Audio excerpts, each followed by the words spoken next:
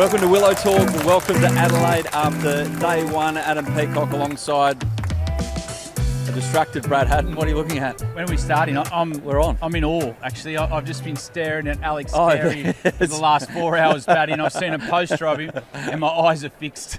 Mate, what a day. Oh my goodness. It got dusty in Adelaide Oval for a little while there with obviously Alex Carey, the king of Adelaide after day one. It was either going to be himself or Travis Head or both. In the end it ended up being Alex Carey, but Hads is staring at a massive sign of Alex Carey that everyone's seeing as they walk across the bridge and continue the night in the Adelaide CBD. But Had's great day of Test cricket. My old man always used to say, if you see wickets, if you see runs and you walk away from a day of Test cricket, you've seen good cricket, and today we did. Well, what we got today, Adam, was a real contest. I thought Archer, after being under some pressure after what happened in Brisbane, probably outside of the group, maybe not so much indoors, but what we seen today was a contest with the ball. He got his length right to start with. He made life uncomfortable for the batters. He got rewards just after the break, but it was a good contest. I thought Usman Khawaja, he played well. His preparation, he wouldn't have known about what was going to happen to half an hour before when Steve Smith pulled out. We'll get to that. But to me, I just love the way Alex Carey went about his work today. And we had Travis Head on earlier in the week. And what he said, he goes, I'm disappointed that I'm opening the batting because I don't get to walk on and off by myself. Yeah. And Alex Carey got that feeling today. And the crowd was different. The crowd was different when Alex walked out, when he walked out to the middle, started his innings. And there was a record crowd today of 56,000. Yeah. And everyone was standing. His wife was in tears. And it was just a really emotional moment for Alex and his family. He lost his father not so long back, and he looked to the heavens, and you could see he just had a moment to himself, just to enjoy it, soak it in, and that would have been a boy's dream. Boyhood dream, growing up in Adelaide to do what he did there. So I'm just so proud of him. Yeah, September was when he lost his father. Long battle with leukemia. Gordon, who was one of these guys who helped out at the local cricket club, helped with Alex's footy. Alex went from footy to cricket. It's a well-told story, and obviously Alex, very emotional there. And fair play Mitchell Stark as well, who knows how it feels. Given what happened to Mitchell a couple of years ago, that he just gave Alex his moment and then a big embrace. And you're right, the wife was crying, I was nearly crying. A lot of people around the ground, very emotional. A lot of proud South Australians in Adelaide tonight. We're here thanks to Liquorland. Score more this summer with Liquorland. Of course, choose to drink wise. The state of play is that Australia are 8 for 326 after this absorbing day's cricket in searing heat, and is going to get hotter tomorrow. But let's go back to the big talking point before play started. And Brad Haddin, you always tell me I like to get to the ground early because I like to see the warm-up, because you never know what you're going to see. And you saw what?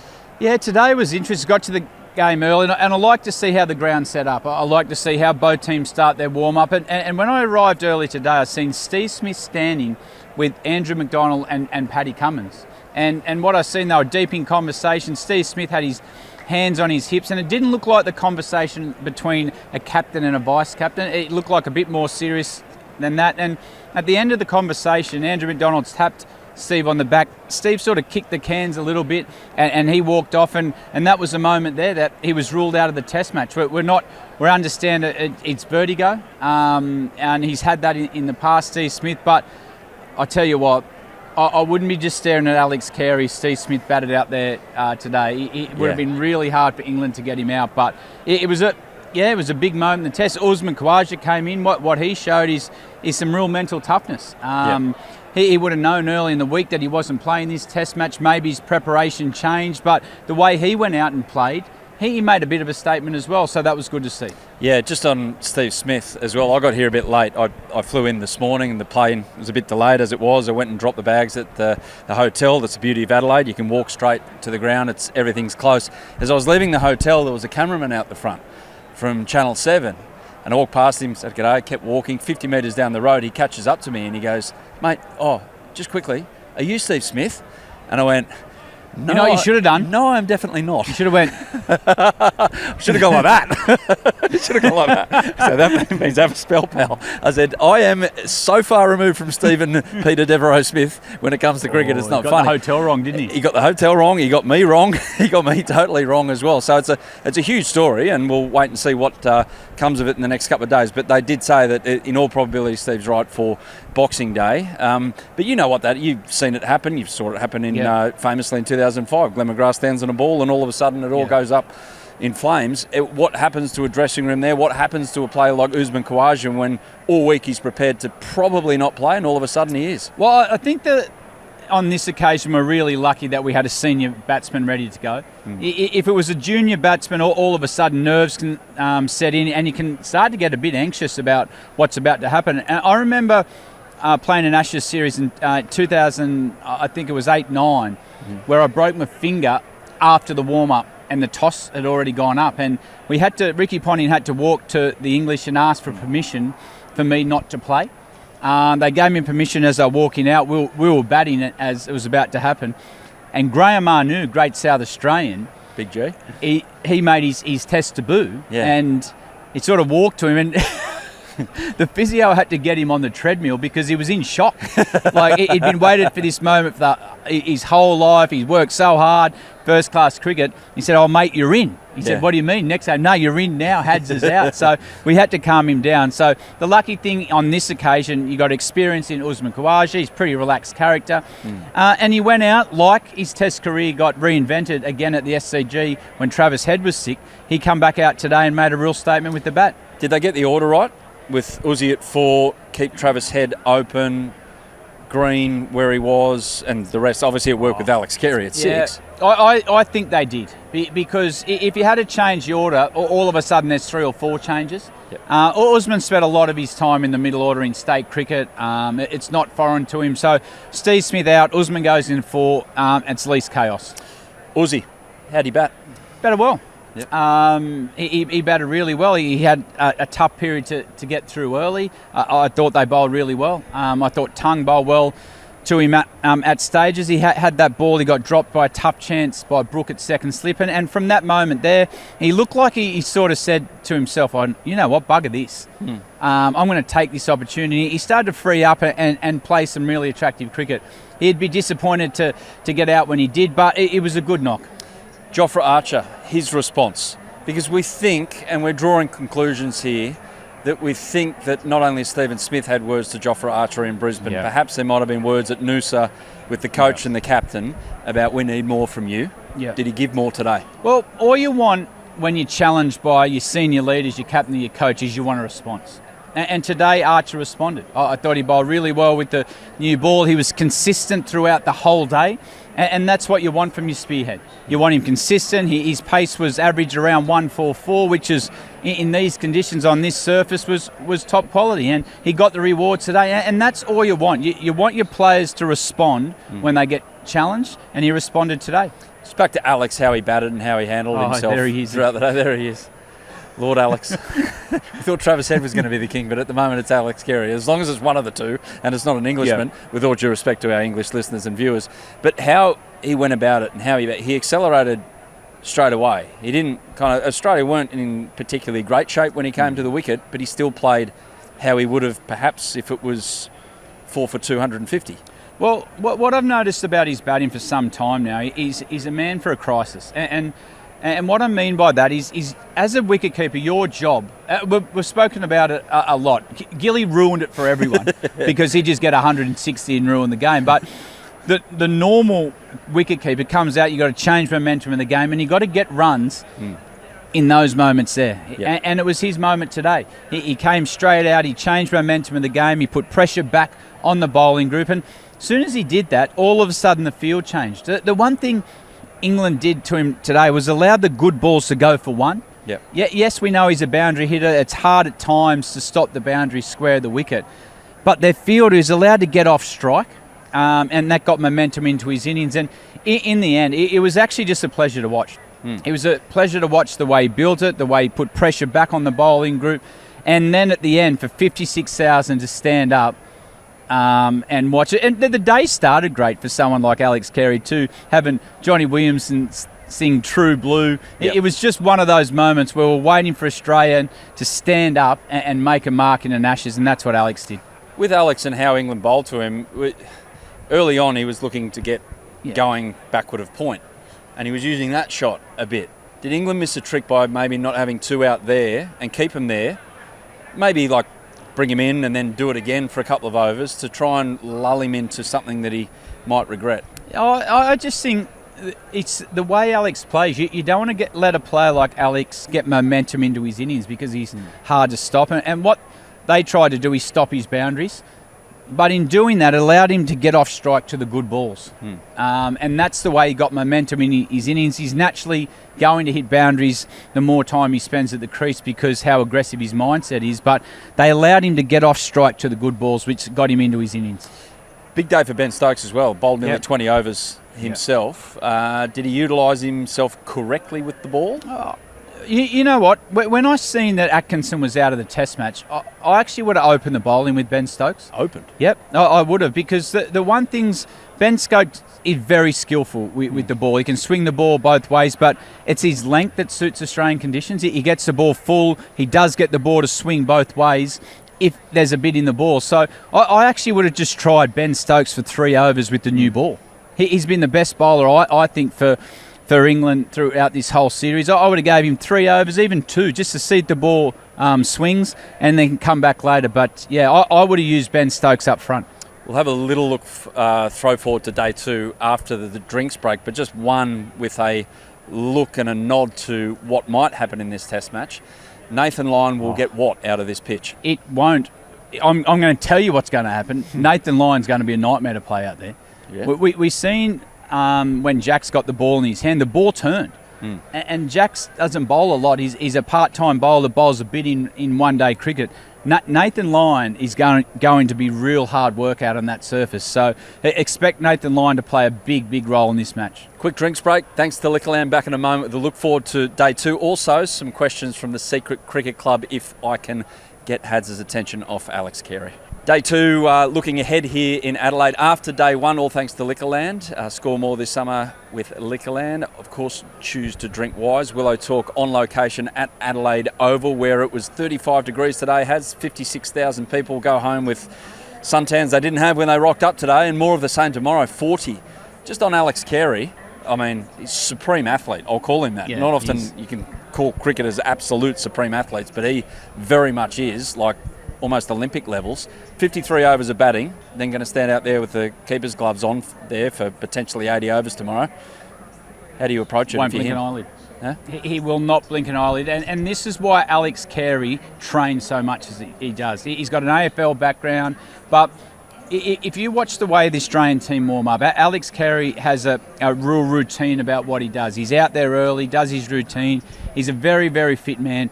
And the heat won't bother Alex Carey. This is the moment that he'll love. So expect Alex Carey to be no different to what he was in Brisbane, in Perth.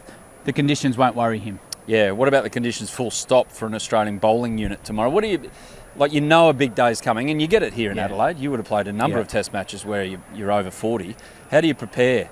Like, is it just drink for fun between now and the start of play tomorrow? And I'm talking water, not of the alcoholic variety, Bradley. I'll change that answer. Don't talk about it. Yeah? That there's no talk about the heat. What there will be talk about is your bench players. You're going to work tomorrow. You're going to get around to fine leg. You're going to make sure Stark's hydrated, Boland, the skipper. Nathan Lyon, you're bowling, mate. Yeah. You've got a big role to play in the next 4 days. You'll have one guy on the sideline, and he'll be all about you. So when you need a drink, he'll run on, often change your shirt. But Nathan Lyon's going to play a big role. And this is tactically, it'll be interesting to how England go about it, because I would want Nathan Lyon to bowl a lot from one end to shut the scoreboard down. And the skill he has, he'll recognise the moments. If he gets a wicket, all of a sudden, bang, he'll go on the attack. But his job will be to shut the scoreboard down, roll the quicks in short spells from the other end. And his role is so big tomorrow. But then the tactics of the game come into it. How do England play Nathan Lyon? Do they recognise this moment and say, okay, we are going to try to get Nathan Lyon out of the attack as quick as we can to bring Stark back for his 4th and 5th spell that he doesn't want to bowl. And then maybe we can start to get on top of Stark and bowl. And so tactics are going to play a really big role. But what I'm saying, the Aussies won't talk about the heat. They'll get on with it. Nathan Lyon, you're working tomorrow, mate. Yeah. Exactly. And so are the support staff doing laps of Adelaide Oval around the boundary. Like the English guy was today. I mentioned him on a previous podcast, the guy that the crowd was getting into because he was wearing a tank top. He had the muscles out. Muscles was doing laps today. He's a trainer. He's a trainer. Fit, he would have done, I reckon, 20 Ks of running today. Good on him. He's a trainer. Happy for him.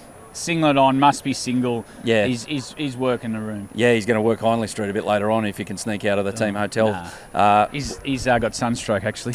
Hey, just on Cam Green, so he becomes an extremely rich human being, or more rich, given he went in the IPL auction, which is fair enough. That's his value, and they got into a bidding war, and that happens in an IPL auction. He's the benefactor, but he comes out and dishes up what he did, and he's off without scoring. I mean, the easy thing is to presume that he's distracted. Yeah. Is it a factor? No, he'll be gutted. He will be absolutely gutted that he didn't contribute to Australia with the bat. But the other really good thing about Cameron Green is he's going to be needed with the ball. So it's disappointing the way he got out, and it was very disappointing the style and the way he got out up in Brisbane, but he's going to be needed here. And we've been working for the first 2 test matches to make sure his bowling loads are right, his fitness is right, but now we've got the opportunity in this test match to win the Ashes. So expect him to be used a lot more. It might be a blessing that he hasn't got runs, that we can use him more with the ball, because you've also got Paddy coming back from injury as well. So disappointing way to get out. He'll be gutted. It's nothing to do with IPL auction before. He's been through that process, and this process happens every year for the players. They deal with it. They would have dealt with it last night. The boys would have made him buy dinner, a few coffees. But it had nothing to do with the result today. Well done on your part as well with Ricky Ponting at Punjab by allowing Cooper Connolly and Ben Dorshus to organise themselves an investment property or talk to their financial planner to work out, and they deserve it as well. And it's good that you've got a couple of Aussies up there, the north of India. Yeah, we've got a couple that... The one thing we like about Cooper Connolly is every game he's playing, he's improving. He's 22 years young, and he's played all 3 formats of the game. But the one thing I like a lot about Cooper Connolly is he's there when the game's won. We've seen it a couple of times this year for Australia. He's there under pressure.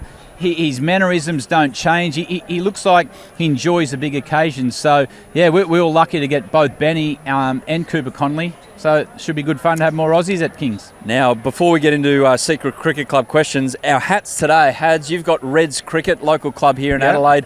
Apparently Bernie Vince has worn that very hat. I got it off some bloke who ran up to me and goes, Hads love Willow Talk, love Hads, love Heels, this and that. Yeah, here, have my hat. I went, righto, what do you want me to do with it? Bernie he goes, Vince, wear it. It's a perfect hat. Reds Cricket, a lot of the AFL footy players play cricket with that mob when they're allowed. Yep. Maybe they do tell the club, maybe they don't, I'm not sure. But I've got one from further afield, not down the road like Reds Cricket. What does that say there, Hads? It's a pink elephant. It's a hippo. It's a hippo. It's the Talon Hippos. Tallinn is the capital of Estonia, and Ben gave us a shout out on Willow Talk a couple of episodes ago and said, I'll be at Adelaide Oval with my old man who lives just north of Adelaide, and I'll bring you a Talon Hippos hat. Now, Brett Lee has played for this team in Estonia. Ben is a naturalised Estonian because he met a woman and moved over there, and he's living his best life over there. He's actually played for Estonia. Yeah. He's actually got a Cricinfo profile. He's played an international for Estonia. They're ranked 62 in the world, but the Talon Hippos, a great little cricket club over there. They've got 12 teams over there, and they're called the Hippos because when they started in Tallinn, the ground that they played at, the only place they could play at was in the middle of a trotting track, which is called a hippodrome. So they call themselves the Hippos. That takes me to a hat we brought in the 2019 Ashes in the World Cup. We brought a pink elephant in. Yeah. And I know you do a little bit of training. Yeah. Have you ever, when you're training and got to that point, seen a pink elephant? No. Well, anyone out there, tell me, myself hard enough. If you've trained, you've been on the bike, you've on a run, have you ever seen a pink elephant? And if you have, it means you're training hard. I've seen a white elephant when I've taken my shirt off sometimes after a couple of weekends away.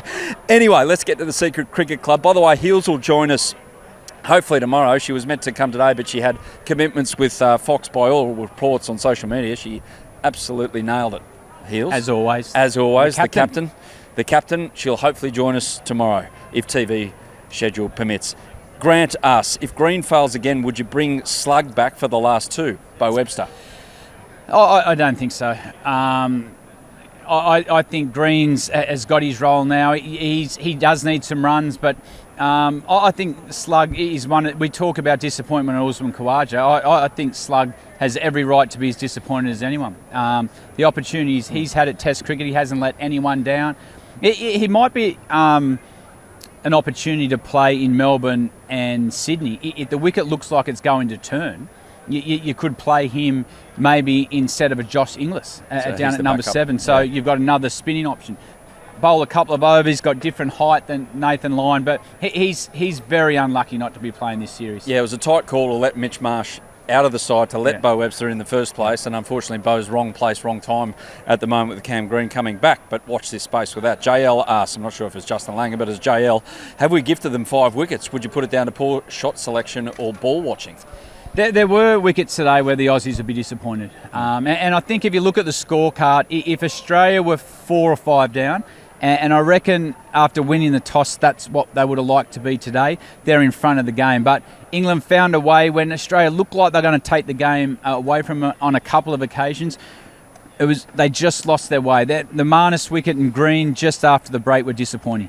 Bert asks, what's a good score on this surface after day one, in your opinion? Is your opinion? Well, my opinion, if I was Australia, I would be disappointed if I didn't get 400. Okay, and still a possibility with Mitchell Starc still in, and he is averaging at the moment in this series 62 with the blade. Yeah. So going okay. And about 9 with the ball. Is Mitchell.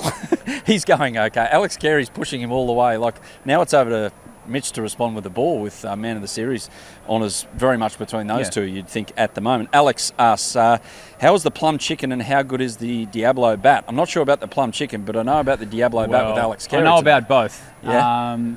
The plum chicken is famous here in Adelaide, and I'd imagine we'll get it about day 3. Okay, so we didn't have it today. No, we didn't have it today. I was wondering what that chicken was, and that wasn't the plum. Diablo bat, I absolutely loved it. I love the retro style bat. I was lucky enough to, in my time, that they brought the Kookaburra bubble back. But I don't know if you remember the Diablo. That was what Damien Martin used to use, and all I remember is that beautiful, picturesque cover drives and the late cut of Damien Martin with the Diablo. But today, Alex Carey renamed it. Absolutely, the Carey bat. And Be Human, Heels recreated Broad's meme face when 2 wickets fell in quick succession. Is she doing the rest of the series? I haven't checked social media for that.